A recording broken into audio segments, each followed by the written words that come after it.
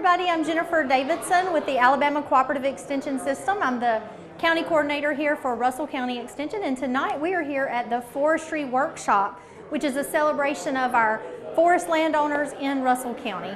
But right now, later on, we're going to have Dr. Doug Phillips with the University of Alabama. He's going to talk to us about forestry in all of Alabama and give us lots of good information about that. But right now, I'm here with my friend, John Curtis. He's with the NRCS of Russell County. Is that right? Russell and Barber. Russell and Barber. And so, John, tell us a little bit about the NRCS. Well, the NRCS is a division of the U.S. Department of Agriculture, and it's our job to work with all kinds of landowners in forestry and agriculture and row crops, and I work in Russell and Barber counties, Alabama. So what, when you say work with them, what do y'all do? You have programs of certain kinds? We have financial assistance programs. We go to their farms and we provide technical assistance if they've got a question, you know, what kind of trees to plant, when to plant, you know, what kind of pond to build, all kind of questions that address natural resources. So you're able to financially help them as well as provide technical assistance for landowners? That is correct. Very good. Well, thank you so much for being here. We hope you enjoy tonight. We do too. Thank you.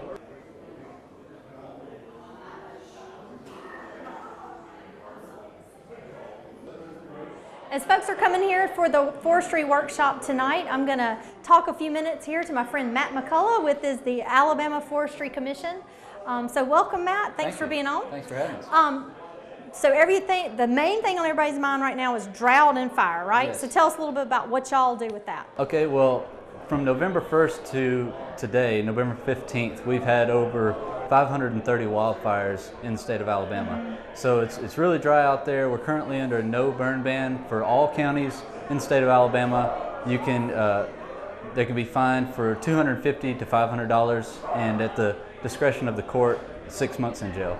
So the Alabama Forestry Commission, once y'all identify a fire, what do you do? How do you manage that? Well, generally the first thing that happens is the local volunteer fire departments will arrive on scene and they'll try to contain the fire and suppress the fire. If they're not able to do that, then they'll call us, and we have 2 wildfire suppression units, bulldozers, that will take out there and we'll plow a line around it and contain the fire until it goes out. So that's mostly what you do in Alabama is you make fire lanes. Basically. So we don't do that thing like I see on TV out west where they drop the fire suppression? Typically not, because our terrain is not the same as it is out west. When you get up in North Alabama, it's a little bit more difficult to fight fire because of the mountains. But down here, it's relatively flat, rolling hills, and typically we can take the bulldozers anywhere. Very good. So if anybody had any questions about the technical service that y'all provide, what number would they call? Sure, they can call our office number at 334-855-3302. Thank you so much for being on.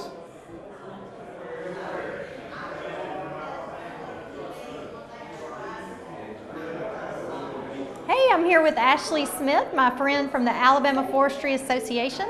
Welcome, Ashley. Thank you. Tell us a little bit about what the Alabama Forestry Association is. Okay, sure.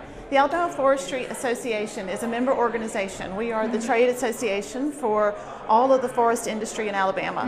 We represent forest industries, mills, pulp and paper mills, sawmills. We represent loggers. We also represent landowners, and our mission is to protect our sustainable forestry business here in Alabama. We know that everybody is in forestry for the long haul. It's a renewable resource. We want to make sure that we keep business good and open for forestry, and so our mission is to help educate others, work with the communities, and also work with government to make sure that they understand and appreciate what all we as a forest community offer to the Very state. good. That's very important. So tell me, we're in a terrible drought right now. What, if anything, has that affected your organization, or what are you able to do for folks that may be suffering with that? So we know that eventually it will rain. Right now it's it is very dry, and we just encourage people to make sure that they're safe on the roads because there's a lot of dust kicking up. So when you're driving, make sure that you're safe, keeping a safe distance away from vehicles. And our forest, they will sustain through times of drought and also through lots and lots of rain. Last year at Christmas, as you recall, we had a record rain event. So right now we're sort of in a La Nina pattern, I believe is what it's called when it's the opposite. If anybody wanted to join your organization, how would they do that? We have a website. You can go learn more about our organization at www.alaforestry.org. I'm happy to let people know more about the organization as well. We do want to represent the industry, the business, the landowners. We do a lot of education and outreach events, especially for children and school teachers. We want to make sure that they understand forestry as well. So give us a call, look us up. Thank you. Thanks for being with us. Thank you. Y'all love Alabama, and I thank Jennifer for the invite and Jenny for leading 4-H leadership, and I think I know some others of you, but ain't it just like it to get called up and said, we just love discovering Alabama. You got to come down here and talk to us. And I get down here and lots of folks ain't never heard of it. You know? Well, I reckon that's why I come down, because that's about time. We've only been on for 30-something years. Where y'all been? Brother Sam, it seems, bought himself a tract of land. And he's out there working on it pretty hard, about 7 days a week, so he ain't going to church regular, okay? So Pastor Joe decides, I'm going to go out there and visit Brother Sam, see what's up. So Pastor Joe goes out there and drives up, gets out and says, well, now, Brother Sam, I hear you've been working on this property. Concerns me you don't come to church. Now, I'm out here to talk to you. So Brother Sam says, well, Pastor, I'm just going to show this off. Now, look at here. He said, look at that beautiful flower bed I got over there. I worked on, and I made that into that beautiful. And Pastor Joe says, Brother Sam, you mean you and the Lord worked it into that? So Brother Sam says, well, yeah, I guess so. I said, but now look right down here. Look at this stand of timber I've been taking care of and managing. It is standing there so beautiful and glorious, and I am so proud. And Pastor Joe says, now you mean that you and the Lord worked on? So Brother Sam says, well, yeah, yes, I guess so. And he said, but over here, see that garden I got going? What a, gosh, productive garden that I've been working on I got going. And Pastor Joe says, you mean that you and the Lord got going? So Brother Sam says, yes. I said, he's scratching his head, and he said, but you know, Pastor, you should have seen it when the Lord had it by himself. Now, I am bragging now, because I'm probably a few people, as young as I am, who actually started off life in a place with no electricity. You know, I was kidding you about the bathroom being outside, but it was when I was a kid. And, you know, we cooked on the fireplace and all those things. But the good thing is I was in the woods and in the fields every day, and man, unlike some youngsters, I came to really love it, you know. I love getting my hands dirty. I love working the land. I love being in the woods. And of course, that's all sort of translated into this 30-something year Emmy-winning television show that many of you ain't seen yet. Darn it.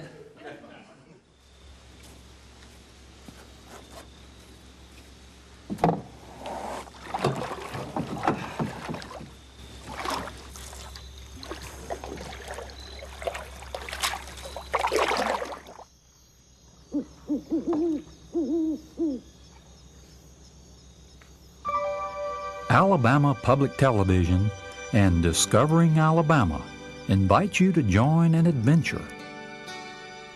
Explore the heights, the depths, the breadth,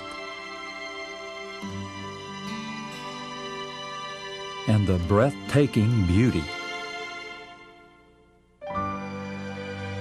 Investigate the mysteries of a land yet to be discovered by many. A land rich in its resources, rich in its heritage. Join us for an adventure across this amazing land and witness Alabama's kaleidoscope of natural diversity.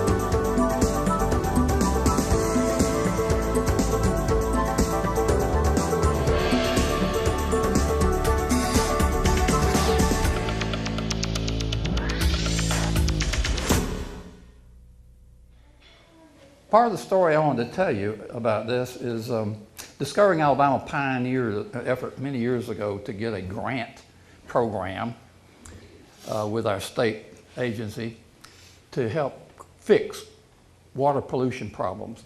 Well, Bear Creek at one point was getting badly polluted up there. And for those of you who are landowners, much of the pollution was from poorly managed farmlands, you know, cattle barns and all right, out on the creek bank, that kind of stuff. And so we worked with that area to get a grant. And the first step of it was to organize the landowners and help them understand what was going on to their creek. And so the guy in charge of organizing, he went down the road, farmer after farmer, and he stopped at this one old farmer's house and he said, now, we need you to come to this meeting so we can get this pollution problem fixed in our creek. And I got this old farmer on camera saying, yeah, they come and they knocked on my door and they said, want you to come to this meeting. And I said, well, by gosh, yes, I'll be up there. I want to go up there and straighten out that old fellow that's polluting my creek. And he said, he got up there at that meeting and he found out the old fellow was him. Anyway, it's a real good story how they all began to cooperate, and that is now a good quality stream. We did do a show on the Mobile-Tensile Delta, the second largest river delta in the United States, about 28 years ago, whatever, and it was in serious trouble from a lot of bad problems. And we rang the bell on that in that show, and then later on, Discovering Alabama, am I bragging again? Helped lead the way to get Alabama's Forever Wild program established. And one of the early purchases was, well, we got about 150,000 acres of that delta protected now. And I know the Forever Wild program has faced its share of controversy, but having been there firsthand, anybody wants to know how to understand it, you can ask me. The show on Little River Canyon, by the way, we did one of our first shows up there. And developers were going to develop the whole rim of the canyon, and I think most of y'all are smart enough to know that kind of country don't perk. And Little River is one of the most pristine streams in North America. It was going to be killed. And so we rang the bell on that, and the local folks saw that show when it aired, and some of them didn't even know they had that in their backyard, you know. Well, they called me, Discovering Alabama, up there, and we met. We got the mayor and the banker and the big timberland owners. We got real people together and became kind of a team, and eventually got that canyon protected, and it's a national treasure. Just to button a little bit of information about Discovering Alabama. We do teacher guides, and they are in classrooms of every school system in the state, and we get mail every day from teachers, and they're asking for more shows, and we correlate them is the word they use in education to make sure that the content of our shows supports the content they got to teach in math and science and social studies and the arts and other things. So just want you to know that. But back in those days, when I was doing those early sessions with teachers, I would ask them to close their eyes and think of Alabama. I've done that, in fact, ever since. I do it with all kinds of groups. And it still kind of works that way. And I say, now, what is your image of Alabama? And fortunately, now Discovering Alabama is getting popular, people's image is changing some, but invariably I would get, you know, people, their image would be, well, Birmingham's up there, you know, Mobile's down there, and the interstate's over here, you know. And I'd say, well, okay, that's a roadmap image of your state, and, you know, we sort of have to have that to get around, don't we? We think about you go down County Road, whatever, and turn right at the store, and, you know, but it's kind of a roadmap image. And then I would say, teachers, open your eyes because there's another image of your state.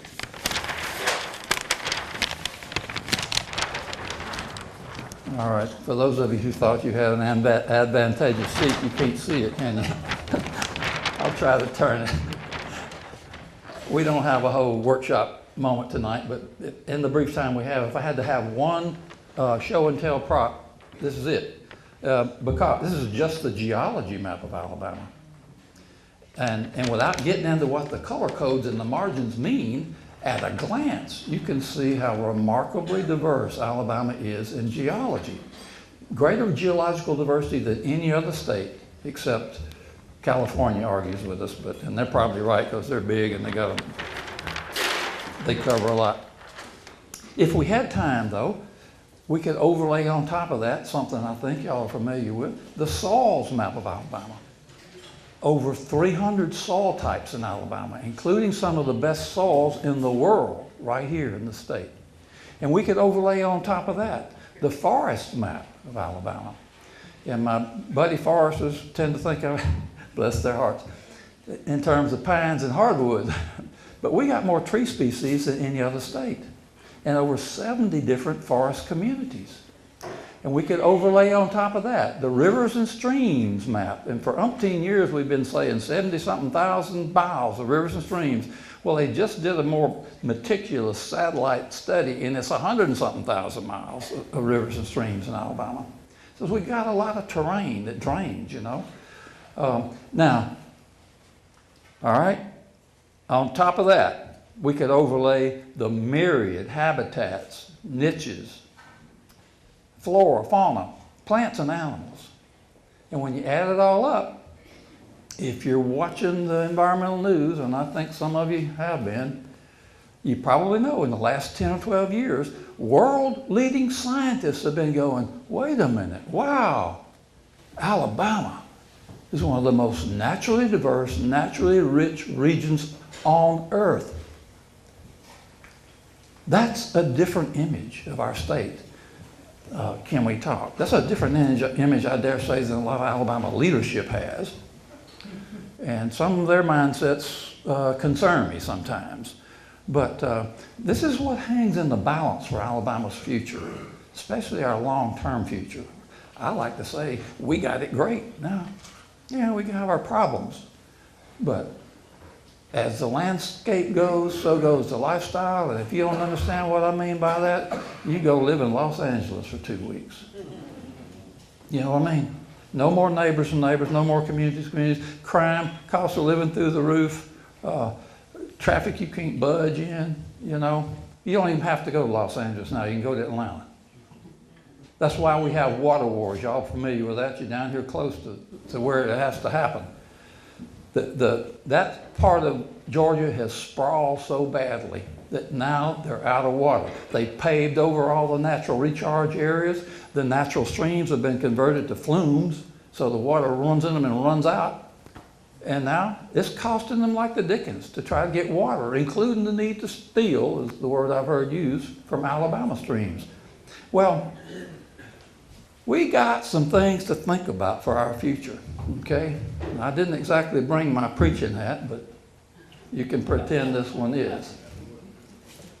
You know, I've been traveling around the state, showcasing it and being happy-dokey about how beautiful it is. Isn't that great? But the more of the stuff I see going on, the more I'm concerned we're sitting ducks.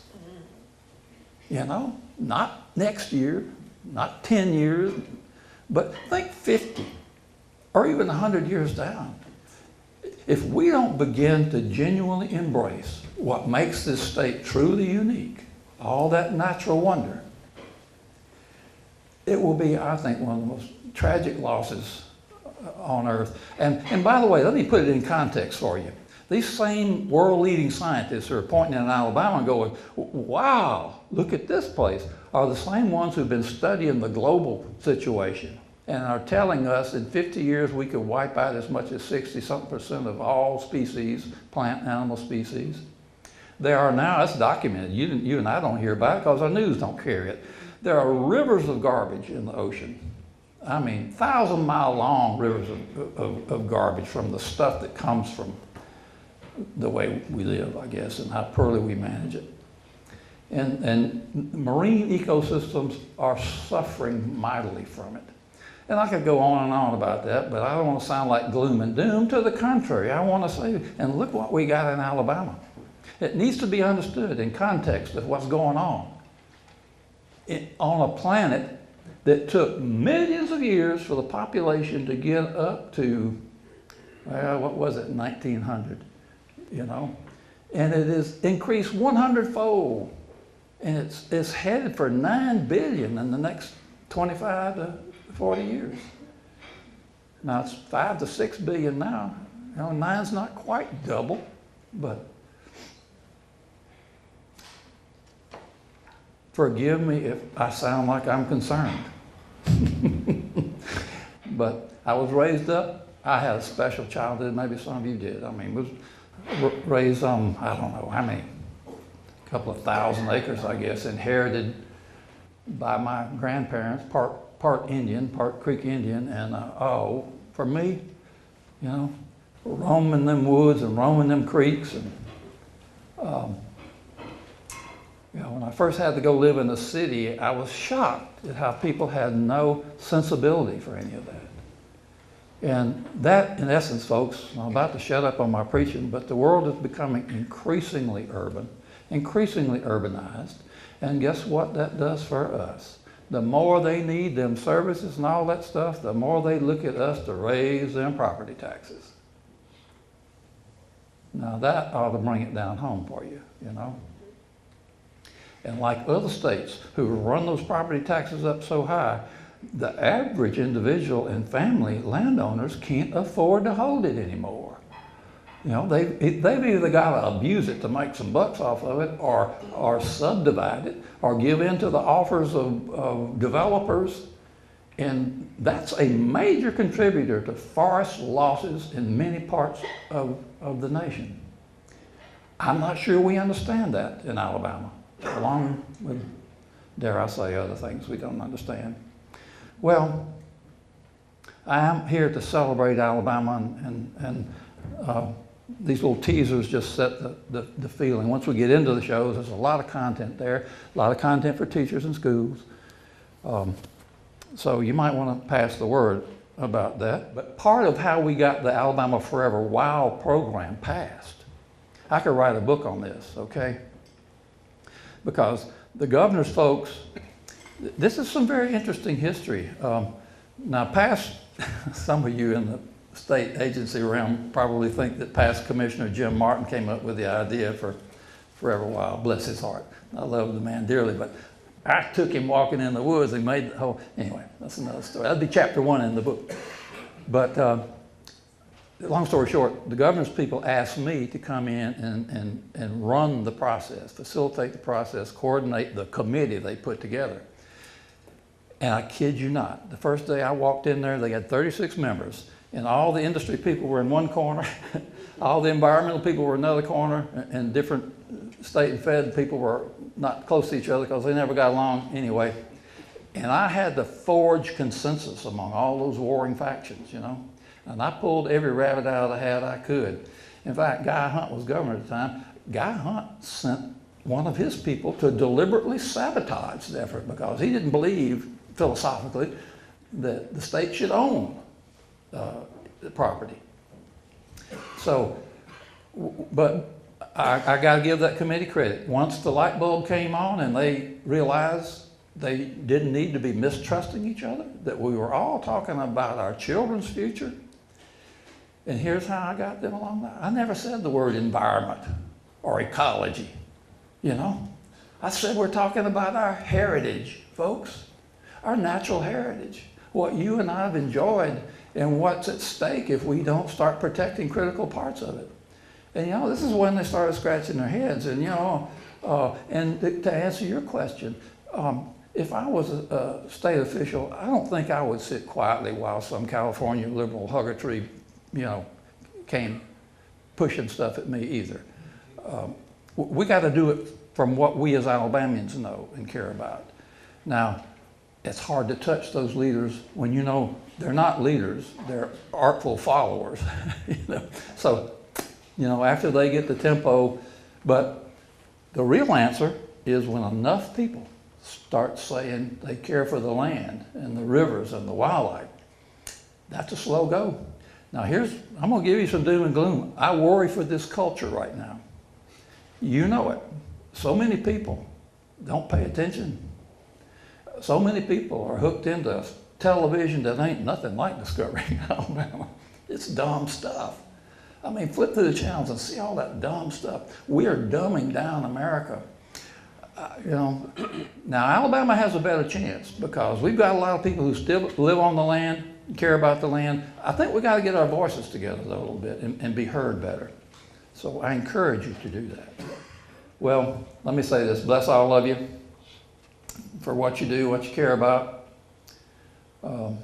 As the rest of the world gets, I won't say liberal loony, because there's some good liberal folks. As the rest of the world gets more and more loony, hey, how many do you see going down the road at 70 miles an hour doing this, you know? Or is that some of you? I mean, this is sickness, isn't it? This is sickness. People can't put that stuff down. It's getting scary. But as the rest of the world gets loony, I think we can have a little faith in Alabama and Alabamians. So you just keep following Discovering Alabama, and we'll keep trying our best to inspire.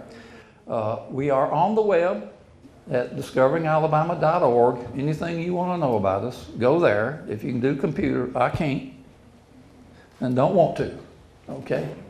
And don't want to, so. But bless all of you. I'll leave this Alabama Allure special we did, and this wonderful book that you should buy 10 of. Give them to all your friends. Discovering Alabama Forest as door prizes, and some of those brochures. And now it's time seriously, for me to leave, because I got somewhere else to go. But bless all of you, and I appreciate it. Thank you so much for being with us tonight. I want to say a special thanks to Dr. Doug Phillips, who was our program tonight. And on behalf of the Russell County Extension Office, we want to thank you for watching. See you next time.